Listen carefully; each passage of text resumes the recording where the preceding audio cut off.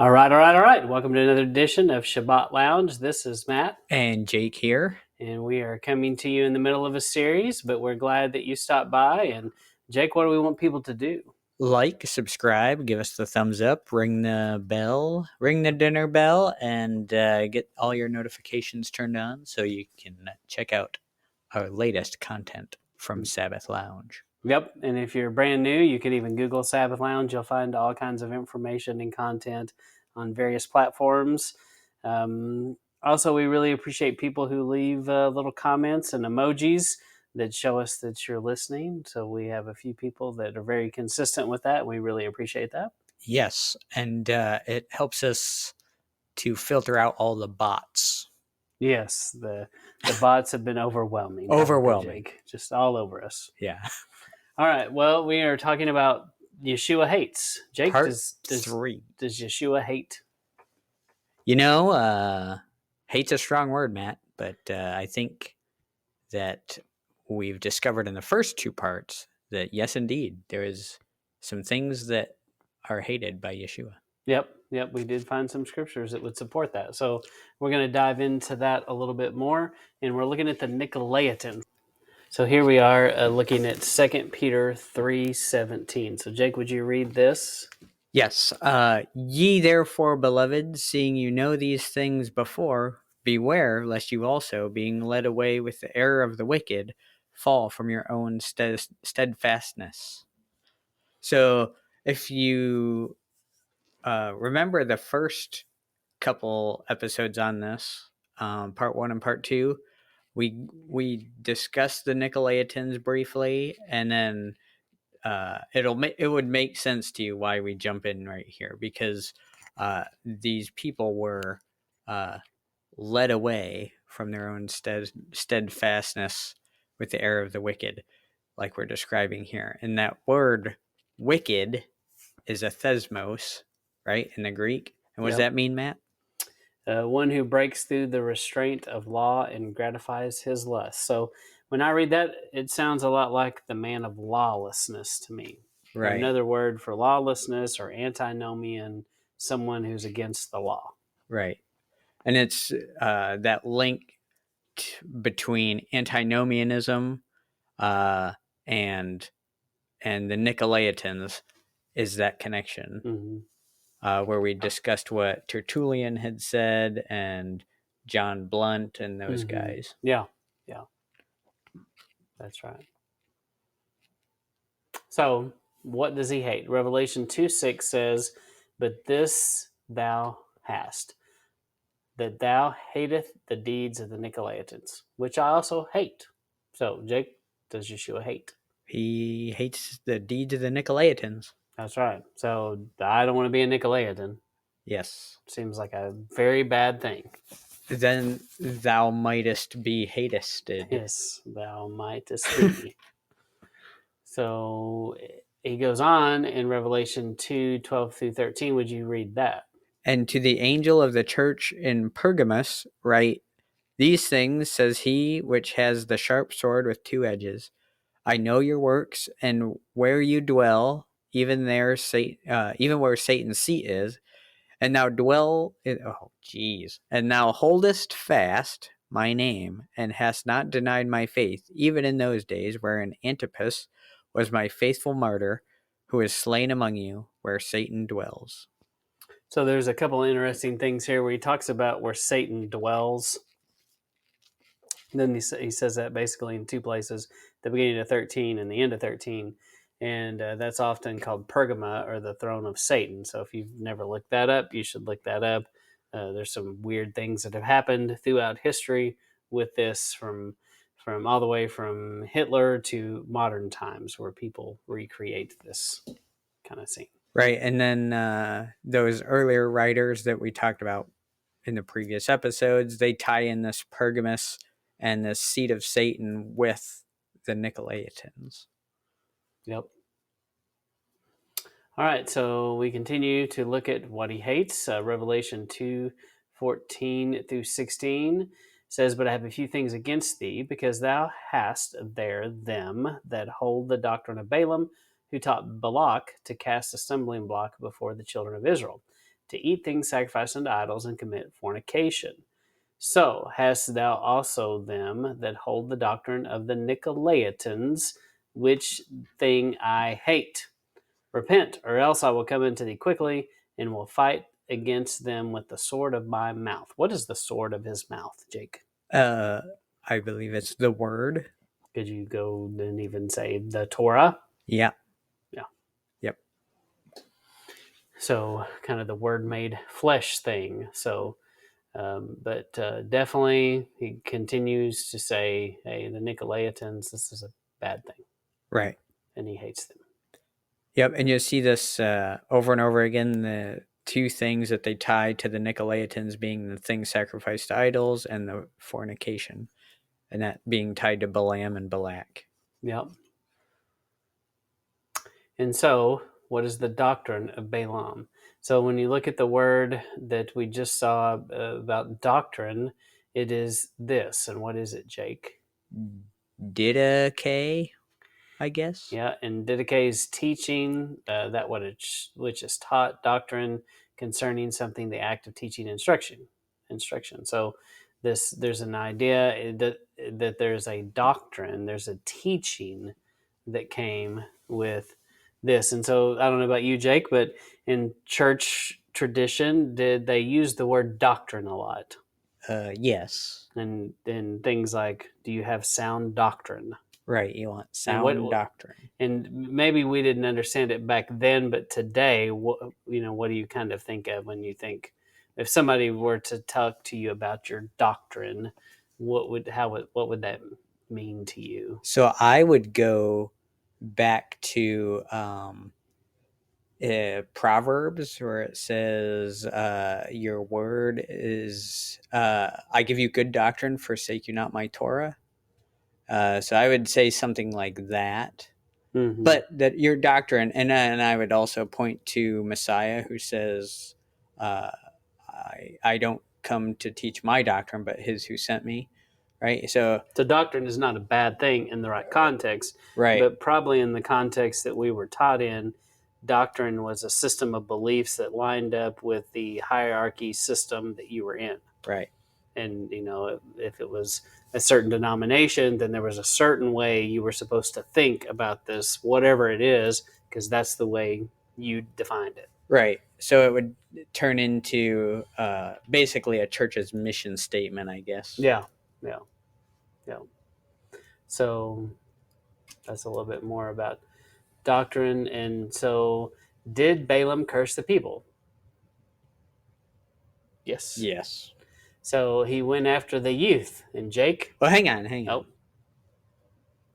He didn't curse the people because he wasn't allowed to. yeah. But he showed Balak. He gave doctrine to Balak to show them how they would curse themselves. Yep. But he starts with the youth. Do we see that in today's world? Oh, certainly. Yeah. And do we, and look at how we know that sex sells. It's everywhere. Right. And it's especially nowadays being pushed on the children more and more. Mm-hmm. And you see that in, all over the place. Yes. I mean, literally everywhere. Yeah. Forced, crammed down our throats. Right. And so, just like what you said here, that, well, before I get to that, sex leads to participating in pagan worships, pagan idols, pagan feast. How did, especially in particular with Balaam, how did sex lead to that? So the trick of Balaam for Balak was that, and I think we'll see it a little later on too, but he told Balak that if he could get the women of the other nations to come in and entice the Israelites, he could lead them away to pagan worship and thus bring curse upon themselves. Yeah, that's exactly right. So, and the next point is we wrote they curse themselves by their actions. Right. And then Balaam couldn't curse them, but helped Balak show them how to curse themselves, in which they did fabulous. And right. And so this should be let's see, a good lesson for us. I wanted to figure out how I should word that. I didn't necessarily want to say encouraging, but so it should be a good lesson for us that. So this is kind of an example of how Satan works, because he can't come make you sin. He can't come make you be cursed. But what he can do is put temptation in front of you, and then you can act on it, and then thus curse yourself. Yeah. Just like they did here. Yeah.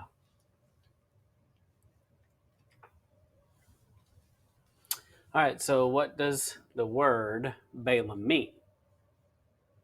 Lord of the people or devourer of the people. One of those sounds better than the other. We're going to look at it in a little more detail in the next one. But does sex control people, Jake? It sure does. It gets people into a lot of trouble, and if a lot of people would just control that, they would not be in the trouble they're in. Yeah. And then, did Balaam use sex to control people for his benefit?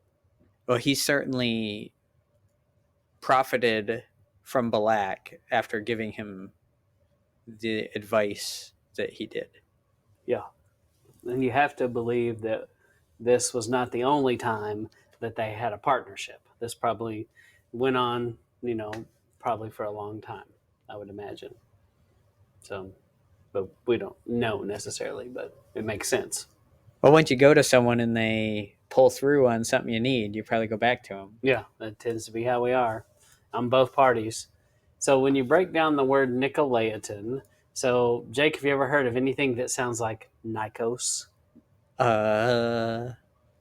Shoes. Yes. Maybe. So, and it came from the goddess. You and your Nikos shoes. That's right, Nikos. It came from the goddess of victory, and it means conquer or subdued. Right. And so Laos, which means the people or the laity. So it means basically conquer, subdue the people. Right. And so that's what the word means. So interesting. And so interesting enough, Balaam's meaning has a similar meaning as well. So I would really appreciate it. Tell us that you're listening. Tell us what Balaam's name means and how it compares to the Nicolaitans. Right. So bonus. Are they similar? Yes. Or the same? Or different? You tell us. All right, Jake, so let's read 1 Corinthians 10, 6-8. All right. Now these things were our examples, to the intent we should not lust after evil things, as they also lusted. Neither be you idolaters, as were some of them, as it is written, the people sat down to eat and drink, and rose up to play. Neither let us commit fornication, as some of them committed, and fell in one day 23,000. So in the King James, when you see rose up to play, what does that mean, Jake? Well, they were not playing with their clothes on, I don't imagine. Hide and seek? In a way. They play That's kind of an inappropriate way to say that, Matt. So this is discussing the golden calf situation, right? Yeah. And so if you go back to there, you'll see what kind of rising and playing they were doing.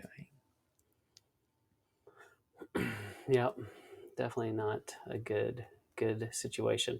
But also after Balaam, there were a bunch of people. There was like a plague that happened. Yeah, this kind of keeps happening. Mm-hmm. They keep the idolatrous nature, and they keep going back to the eating and drinking and rising up to play scenario. Yeah. All right, so we're going to take a look at the book of Jude. Book of Jude. So the book of Jude states, Jake, will you... Jude, the servant of Yeshua Messiah and brother of James, to them that are sanctified by Elohim the Father and preserved in Yeshua Messiah and called. Mercy unto you, and peace and love be multiplied. Beloved, when I gave all diligence to write unto you of the common salvation, it was needful for me to write unto you and exhort you that you should earnestly contend for the faith which was once delivered to the saints. For there are certain men crept in unawares, who were before of old ordained to this condemnation, unrighteous men, turning the grace of our Elohim into lasciviousness, and denying the only Master Elohim and our Master Yeshua Messiah. I will therefore put you in remembrance, though you once knew this, how that the Master, having saved the people out of the land of Egypt, afterward destroyed them that believed not. And the angels which kept not their first estate, but left their own habitation, he has reserved in everlasting chains under darkness, under the judgment of the great day. Even as Sodom and Gomorrah and the cities about them in like manner, giving themselves over to fornication, and going after strange flesh, are set forth for an example, suffering the vengeance of eternal fire. Likewise, also these filthy dreamers defile the flesh, despise dominion, and speak evil of dignities. Yet Michael the archangel, when contending with the devil, he disputed about the body of Moses, durst not bring against him a railing accusation, but said, Yah rebuke you. So definitely in here you see this about some possibly verse 4, kind of a reference to the things that the Nicolaitans were guilty of. So this fornication, and there seems to be lots of questioning about the deity. Right. So this denying the only Master Elohim, so it's saying denying the Father Yah and the Son Yeshua Messiah, and he's saying that if you look at the previous episodes that we discussed this, there was John was combating this idea of multiple deities and pointing to a single mighty one, and so that's kind of where he's talking about this denying Yahweh and the Son Yeshua Messiah. So they had that doctrine they were going against. Yep. And so it continues in 10, but these speak evil of those things which they know not, but what they know naturally is brute beast in those things that corrupt themselves. Woe unto them, for they have gone in the way of Cain, and ran greedily after the heir of Balaam for reward, and perished in the gainsaying of Korah. We believe that's Korah. Right. These are the spots in your feast of charity, when they feast, you feeding themselves without fear. Clouds they are without water, carried by winds. Trees whose fruit wither, without fruit, twice dead, plucked up by the roots. Raging waves of the sea, foaming out of their own shame. Wandering stars, to whom reserved for the blackness of the darkness forever. So that sounds pretty terrible. Yes. And Enoch also, seventh from Adam, prophesies of these, saying, Behold, the Lord cometh with 10,000 of his saints to execute judgment upon all, to conceive all the ungodly amongst them for their ungodly deeds which they have ungodly committed, and all their hard speeches which ungodly sinners have spoken against him.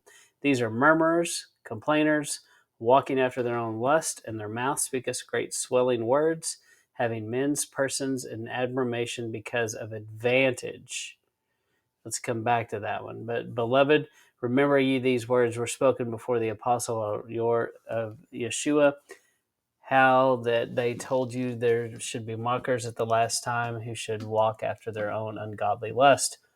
These who separate themselves sensually, having not the Spirit.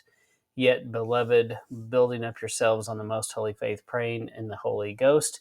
Keep yourselves to the love of Yah, looking for the mercy of our Lord Yeshua, and until eternal life. So in 16, it's kind of interesting because you're talking about kind of this puff up, that I think of being puffed up here, that you're speaking in these admirations, and you're puffing yourself up, and to advantage yourself, To which be is more important than you ought to think yourself. Well, it also is very much like the lording over other people. Yeah. So that, or conquering other people. Yeah. Yeah. Yes. And then that walking after their own lusts, the way we started this episode talking about the antinomianism and the athesmos, the going against law and walking after your own lusts. Yeah. And then this very first verse 10 up here is interesting as well. They speak evil of things which they do not know, but what they know naturally as brute beasts, in those things they corrupt themselves. So this, to me, is interesting, just to kind of as an aside, that this is like a lot of times people will say, well, I just listen to my conscience. It tells me what to do. Tell me what's right and wrong. And here it's saying what you naturally know is that of a brute beast, and you corrupt yourselves by doing that. Yeah. That's So good. be careful with that listen to your conscience discussion. Yeah. Yeah. Very good. Then 2 Peter 2, 7-8. Jake, will read that? And delivered just Lot, vexed with the filthy conversation of the wicked. For that righteous man dwelling among them in seeing and hearing vexed his righteous soul from day to day with their unlawful deeds. And then later in the chapter there it says, and shall receive the reward of unrighteousness as they that count it pleasure to riot in the daytime.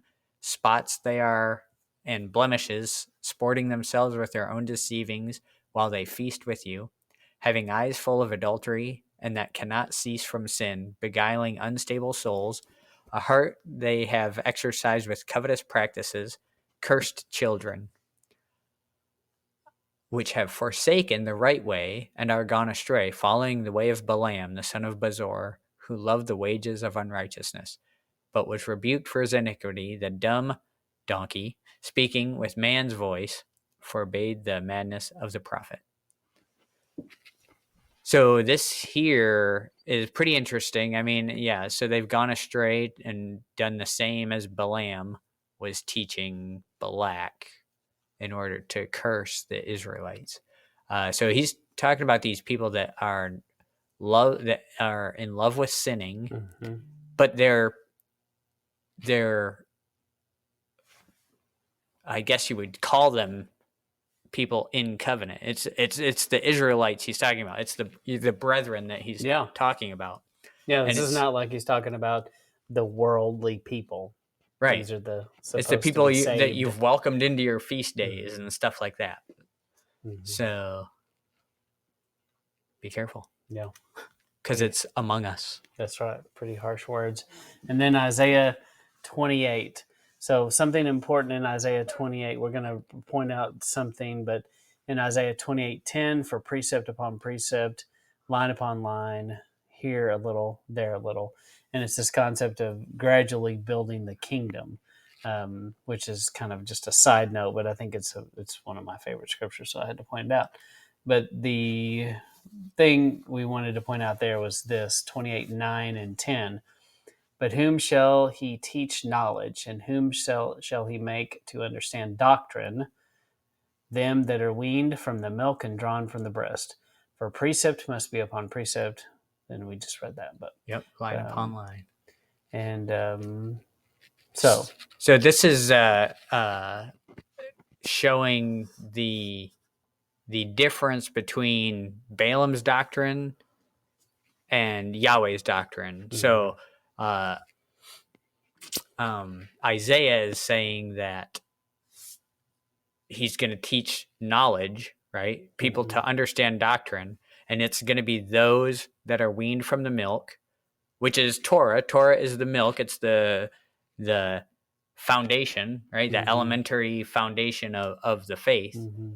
And then eventually you need to be weaned from that milk and into the deeper thing, the meat, which is Messiah, and understand how those things relate. Yeah. So versus the doctrine of Balaam of, hey, do what you feel like. And then, that'll bring cursing upon you. Yeah. Yeah, that's good. And then 10 is, the way your faith is built. It's a little bit upon little bit. Abraham's a great example of that. he didn't jump straight to circumcision. It took him a minute to get there. Right. So 1 that minute. comes later. Yeah. Exactly. 1 minute. All right, then 1 Corinthians 5. It is reported commonly that there is fornication among you, and such fornication as is not so much as named among the Gentiles, that one should have his father's wife. And remember, this we bring up because the early episode, John Blunt, Tertullian, those guys, they were bringing this up also in relation to the Nicolaitans. So, and like you mentioned, as you're going to talk about being puffed up here, and you are puffed up and have not rather mourned that he that has done this deed might be taken away from among you. For I verily, as absent in body, but present in spirit, have judged already, as though I were present, concerning him that has so done this deed. In the name of our Master Yeshua Messiah, when you are gathering together, and my spirit with the power of our Master Yeshua Messiah, to deliver such a one unto Satan for the destruction of the flesh, that the spirit may be saved in the day of the Master Yeshua. Your glorying is not good. Know you not that a little leaven leavens the whole lump? Purge out therefore the old leaven, that you may be a new lump, as you are unleavened.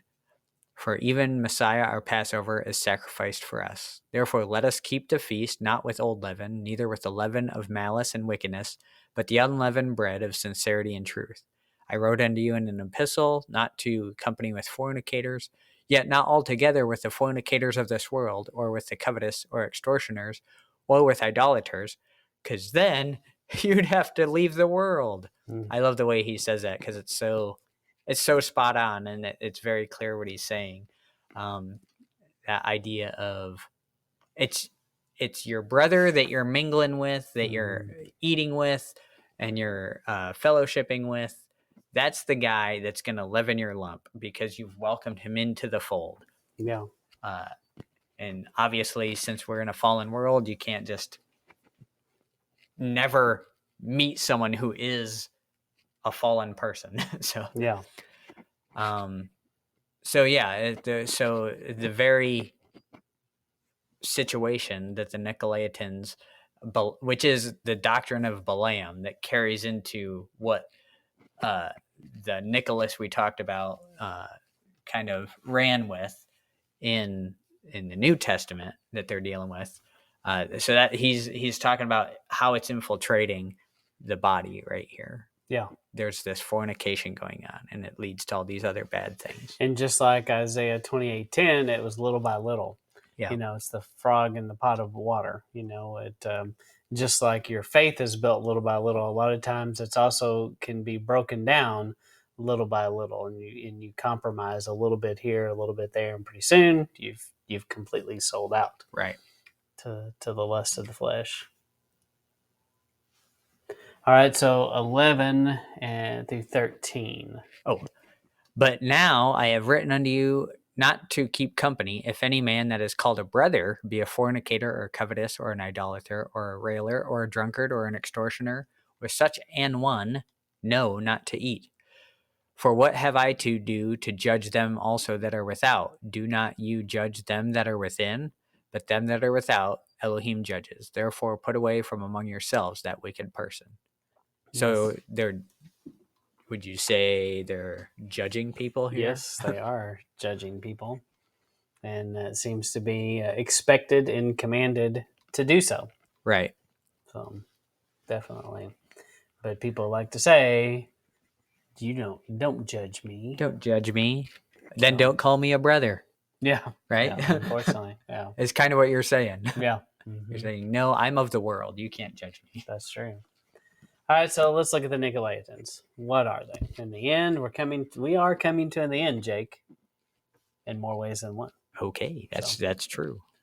Every day we get closer. Can you imagine? Yes. So people that lord it over the common people. They put rules in place for others to follow. They replace the one true Torah with a false religion.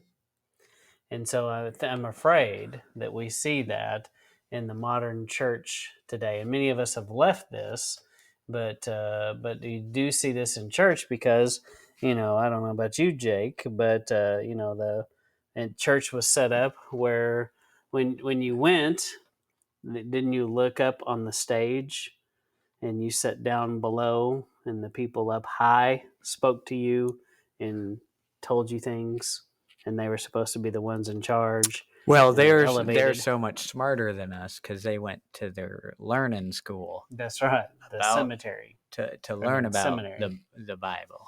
Yeah. Because it's too much for you to just pick up and learn. That's right. So, and they're like, don't you worry about this. We will go figure it out and then tell you what it says. We'll tell you what it says, right? Yeah. And I think that's you have to pass territory. it to find out what's in it, man. Yeah. So this gives birth to the modern church. You have a ruling class over the laity, the combining of holy with the idolatrous ways of the pagans, basically mixing holy with profane. And Jake, what is your T-shirt idea about the pastor? Oh, pastor always gets paid. Yes. So do people make a profit off of this system? Them sure do. They do. So there have been even some that have their Lear jets that they fly around. And they need more of them. Yes, they need more. And please send them all your hard-earned dollars. And you'll get a special blessing. Yes. So, yeah. So one of the messages that we want people to have is if you're in this church situation, make sure you're doing your own reading and letting the Holy Spirit guide what is supposed to be said. So the point being, don't I don't want it to sound bad, but yeah, don't just accept whatever they're saying. Mm-hmm. Read it for yourself, and if you're smart enough to figure this out, right, and if it's not jiving with what they're saying, well, either they're wrong or the Bible's wrong. Yeah. Right.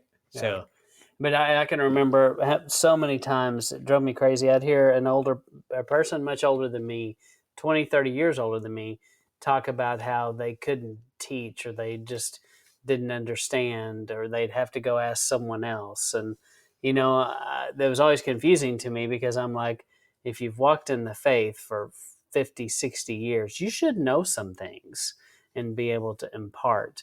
And you shouldn't have to go ask someone else for their opinion, basically their permission of it. And I think that's part of what I saw in the church system that was wrong, is there is that mindset. And sometimes if you ask someone what they believe about something, they can't form their opinion until they go talk to their pastor, their preacher, minister, and then they know what their opinion is. Yeah. And I think a lot of that comes with, just in my experience, is talk to other people. Talk to people about what you believe. Even if it's like-minded people. Mm-hmm. Discuss what it is you believe, and you'll be better at verbalizing what it is you believe. Mm-hmm. Otherwise, you think you know it, and then you go to say it, and you're like, wait a minute. I haven't thought about this as much as I think I have. Yeah, essentially is how it works out. And you might be saying something that sounds really confusing, and you don't even understand it. Right. Until someone says it back to you, and you're like, oh, yeah, okay, I got to say that differently. Yeah. So, and that's where it's important to be in some kind of fellowship. Right. And, I'm not necessarily big on telling people they have to be disciplined and discipled, but yeah, I do believe that concept that, by being around other believers, that helps disciple you and discipline you. Right. And, it does kind of keep you in check if you have some weird things that you're thinking, and at least they can confront that, and you might have to go, oh, maybe I have to rethink that, and maybe you rethink it and you're still fine with it, but it does force you sometimes, and that's a good thing. Kind of the iron sharpens iron thing. Right. So here's some sources, Jake. Quite a long list of sources. Hopefully those. So we didn't just make all this stuff up? No. So if this piqued your interest, I actually listened to just some different podcasts, watched YouTube, and I found other people that said some of the similar things, and that helped me as I worked on what to think. And Jake and I listened to some of the same podcasts and shared those back and forth. And we anyway. also read through our Bibles a little bit Yes, to get some of this right. Mainly, that's the most important part.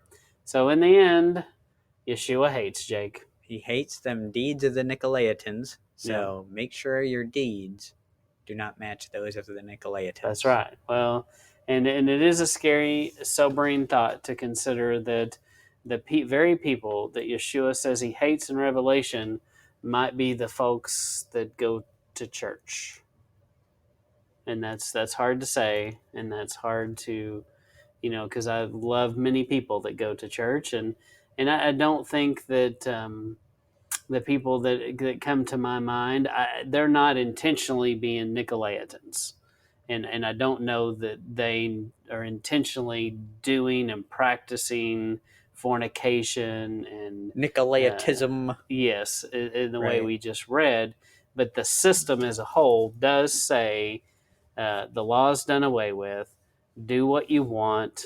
And it doesn't grace matter. Covers all. Grace covers it all, and that's pretty much the conclusion I came to. That in the end, that's what the Nicolaitans believed. They believed, all that they could do all this crazy stuff because grace allowed it, and everything was fine. Right. It's as one of the writers we looked at said that we have freedom in Messiah now, so we can do these things. We can have our love feasts and do our fornicating, and it doesn't matter.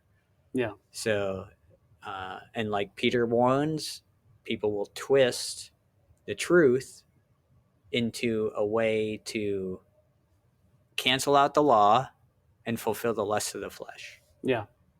And I am not saying, and Jake and I both are not saying that if you're in church and part of a church system, that you're a Nicolaitan and you're a terrible person. But we just want to warn you, and we're saying that the current church system, most of them do follow under this category. So they so we should always be aware of any organization, any place that lords over others, and it seems like the church system is set up that way.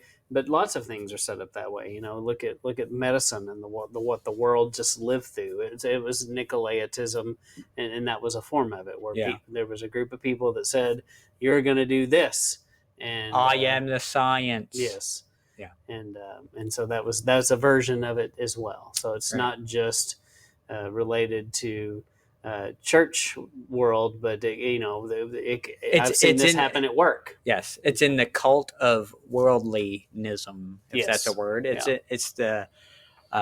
it's in the religion of the day, the spirit of the age that we have to contend with, that we see walking around day after day. So in the end, this is a 3-part series. 3 parts. And so if you're at the end here, thank you.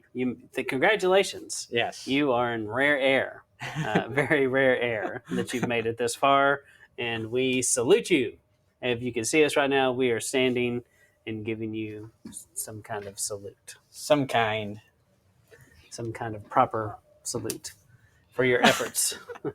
So impressive. But we encourage you to listen to all 3 parts, and please like, comment, share, Google Sabbath Lounge for more content. And do your own homework. Most importantly, they should read their Bibles. That's right. So that's where you're going to find this information. Don't trust our word for it, but seek it on your own. Pray about it. And Jake, I think that's about it. That's right. Be a doer, not a hearer only. All right. Well, this is Matt and Jake signing off.